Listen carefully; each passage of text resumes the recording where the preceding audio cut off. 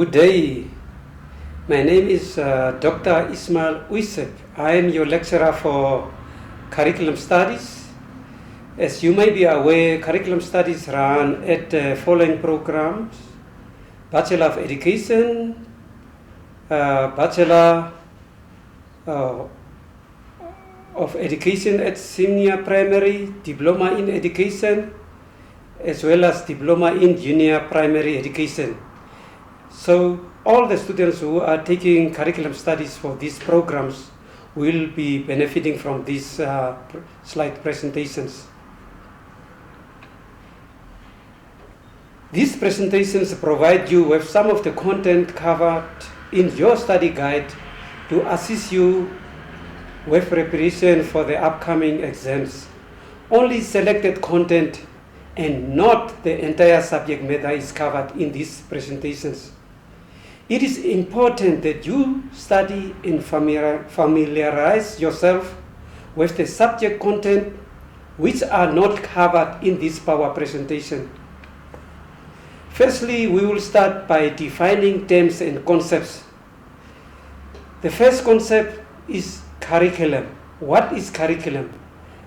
Curriculum refers to a plan or educational track followed in an educational setting as part of a preparation for our life. And you might be, as teachers, very well aware of what is a curriculum. Secondly, we move on to the concept curriculum planning. Now, curriculum planning refers to the process of doing a situational analysis of the local needs, profiling the target learners. You also have to consider the universal trends to formulate holistic base aims of the qualification for which you want to prepare a curriculum, and setting of criteria for the selection and organization of the content. Those are the concepts that entails planning process of a curriculum. We continue defining the concept. The next concept is curriculum evaluation. What is it? If you do curriculum evaluation, you assess the effectiveness of the curriculum design and implementation process in a given cycles. Sometimes it's yearly, it can be quarterly, and you evaluate the assessment results to make improvements accordingly. The next concept is hidden curriculum. It refers to the impact of the whole school environment and school activities. This curriculum is not necessarily part of the formal school curriculum, and they, for example, includes the democratic or authoritarian management style, attitudes towards learners, the values, and sometimes also very important, the school rules could also be viewed as part of the hidden curriculum. The next term is extracurricular. This is an activity at a school pursued in addition to the normal course of study, or an activity performed by students that falls outside the realm of the normal school curriculum. And this can be, for example, debate clubs, netball, cricket team, just to give few examples. The next concept is assessment. What is assessment? It is the systematic process of documenting, using of empirical data on the knowledge, skills, attitudes, and beliefs to refine programs and to improve students. Assessment is in fact an integral part of teaching. The next concept is Criterion reference test. It reports how a learner performs or demonstrates a skill or a task to understand concepts with respect to fixed criteria. Learners will show that they have mastered or not mastered each objective to which each test refers according to the criteria. It also indicates what a learner can do or cannot do with regard to specific content, skills, and attitude. These tests focus on the competencies stated in the curriculum. It can help determine what has been taught and the effectiveness thereof. Now, Criterion reference test is just a normal test that you might be aware of, that you administer in a class, whereby a certain given criteria is given, and criteria simply refers to a pass mark, for example. Next, we move on to steps proposed by Franklin Bobbit for curriculum making. Now, this curriculum expert has proposed 5 steps as ways of making a curriculum.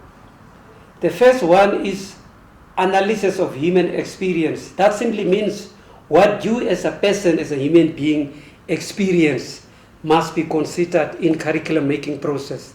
The first thing is to separate the range of adult human experiences into major fields such as language, which language are they speaking, health status, citizenship, social life, recreation, religious beliefs, where they stay, and also their respective occupations has to be taken in the first step.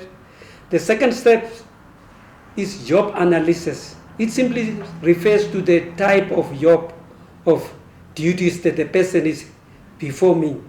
The identified human experience fields must now be broken down into more specific activities. What are the activities that this person is involved in on a daily basis? Thirdly, you have to derive objectives. This step is to derive the objectives of education from statements of abilities required to perform the activities. You will remember that from the first step, it moves down. It gives actually, in fact, a birth to the next step. So they are interlinked. The next is selecting objectives. In the previous steps where you derive objectives, you have in fact just doing sort of a brainstorming. And from those you are now selecting the objectives. According to Bobbit, these guidelines is for selecting the final objectives where abilities that are not sufficiently developed by chance should be included as objectives. You have to select objectives that will help learners to cope in the adult world and involve theoretical and practical experts in the community in the selection. The very last step of Bobbit is planning in detail. Now you start to plan now. After assembling all that you have to go into the planning stage now. Once you have selected the final objectives, now from the final objectives, you should plan the kinds of activities, experiences, and opportunities involved in attaining these objectives. Now we move on to look at the aspect of assessment of learning.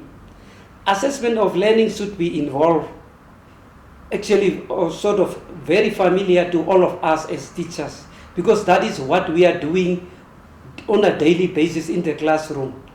Assessment of learning involves looking at assessment information at the end of teaching and learning process.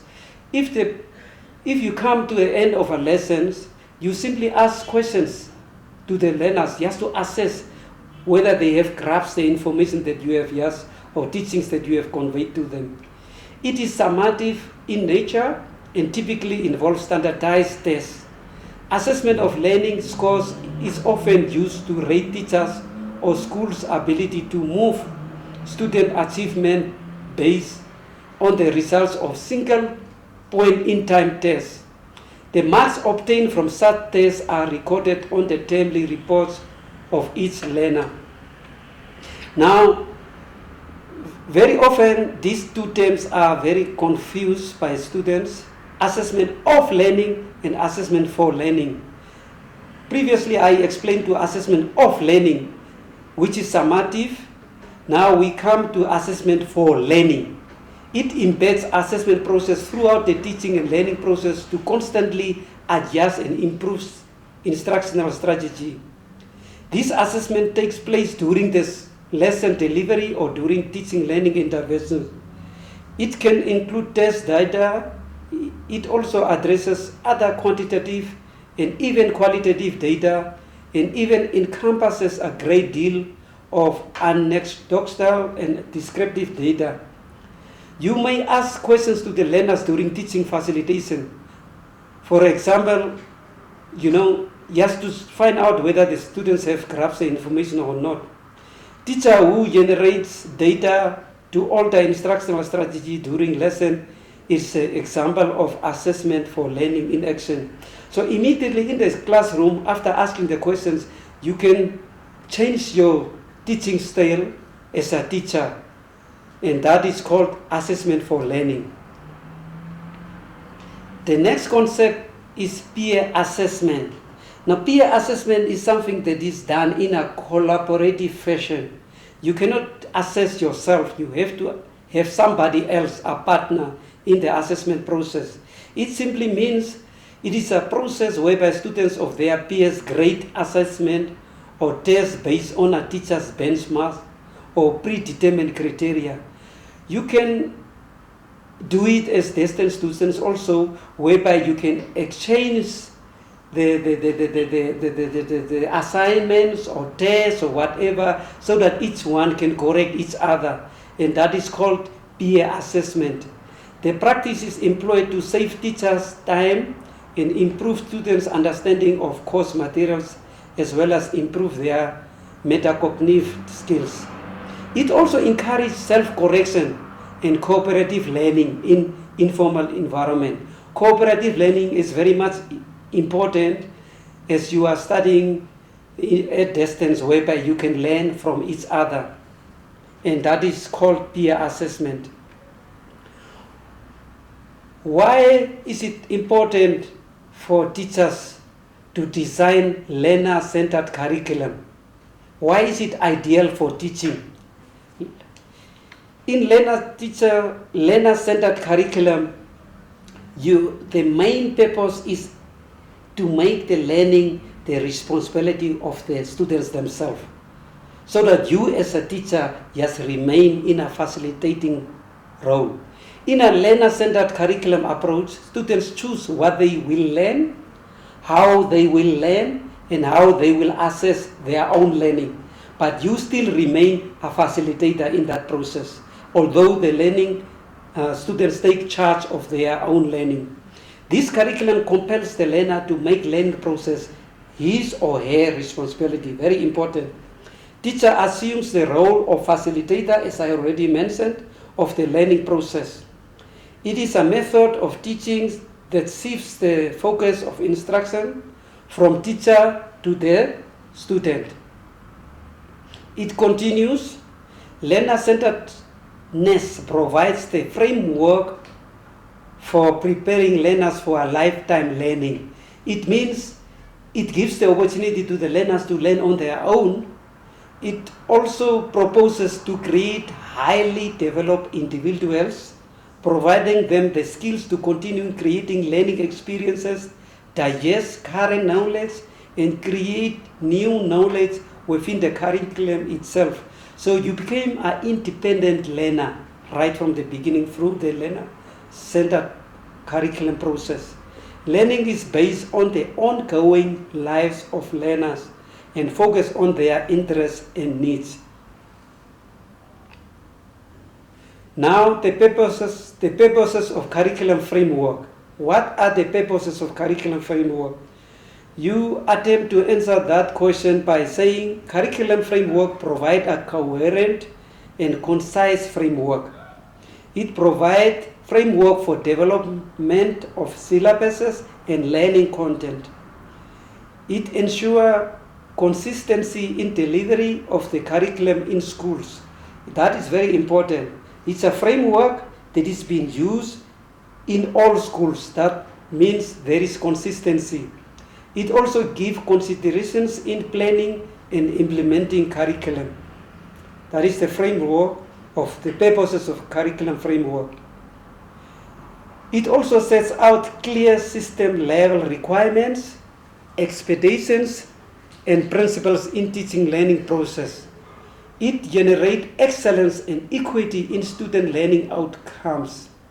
And last but not least, it describes effective assessment procedures. Those are the principles or purposes of curriculum framework. The next aspect that we look into is the curriculum design and development. And this is very important for you as students in curriculum studies course.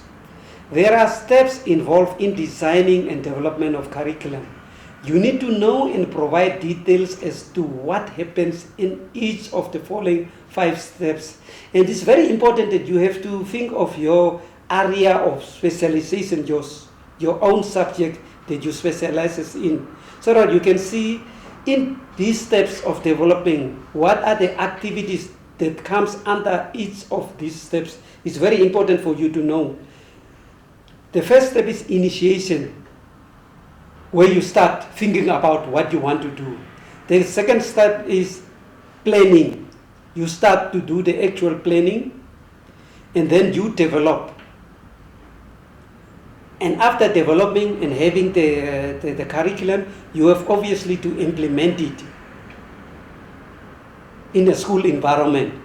And then after implementation, there is continuous evaluation. After implementation, it is not the end point. You have to evaluate continuously to find out what are the gray areas, any weaknesses that you can improve onto. These steps are very much important, but you have to devise actually what are the activities that comes under each of them for you in your area of specialization. Now we move to progressive education philosophy, to the development of better education. School curricula are broadened to make education useful and interesting for learners. It advocates for integrated curriculum. The purpose of education was to prepare the learner for their current as well as future living. Teaching methods must rely on the DeVay proposed steps on the scientific method of inquiry to solve problems. You may consult your study guide to read upon DeVay proposed steps of the scientific method of inquiry.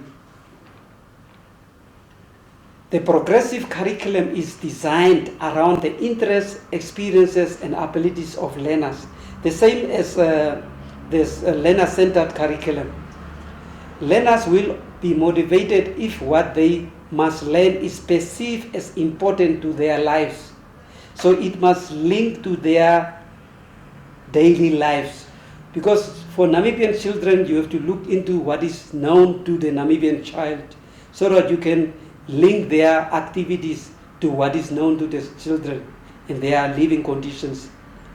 Arousing curiosity and motivation must therefore be planned by the teachers. How are you going to keep the students glued to the teaching, the learning materials? You can also promote field trips so that the students can actually also be exposed to the practical examples of what is stated in the curriculum. Thought-provoking games will stimulate interest. So there should be also games, actual playing games that is linked to the curriculums, which will also stimulate the interest of the learners.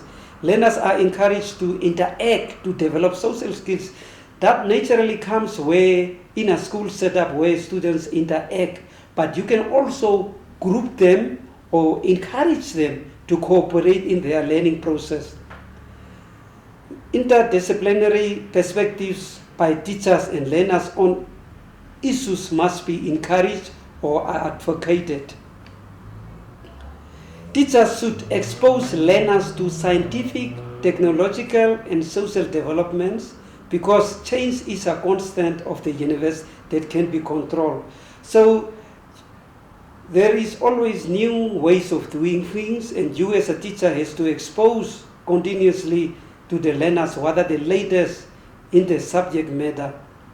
Democratic values and behavior must be developed to minimize discrimination against gender, race, or whatever disability or whatever shortcomings one or other students might have. The subject problems to be solved in the class must be set in real life context to develop practical problem solving skills. And this is very important, that subject problems of subject matters should always be linked to what is happening in practical environments of the learners. And that brings us to the end of these presentations. I wish you good luck with your examinations and preparations. Thank you very much.